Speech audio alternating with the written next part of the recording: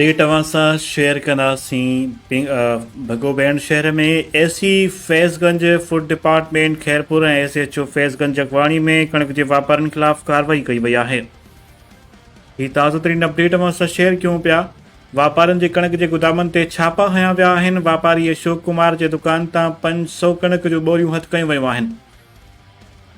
एहसान बंगूअ जी रिपोर्ट मूजिबि अमलदारनि वापारनि अशोक कुमार, सुनील कुमार ऐं केलदास जे दुकान ते छापा हया। बासरनि वापारनि खे हथ सां छूट ॾिनी वई आहे जीअं उहे सरियाम कणक स्मगलिंग करण में मसरूफ़ अमल रहनि। अक्सर वापारनि जी कणक ॿाहिराणनि में बासरनि ॾांहुं मुंतक़िल करे छॾी आहे। उतां ई कणक स्मगलिंग करण लॻा आहिनि। ऑफिसर रुगो नाले मात्र ग़रीब बेपोच वापारनि ते कार्रवाई करण में मसरूफ़ आहिनि। उतां जे इलाइक़े वासियुनि पारां अहिड़ो बयानु साम्हूं आयो आहे।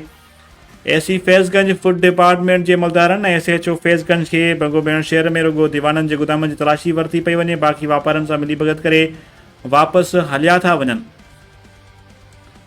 इलाइक़े वासियुनि चयो आहे त फैज़गंज कंहिं बि शहर में सरकारी अटे जो को बि स्टॉल न लॻायो वियो आहे।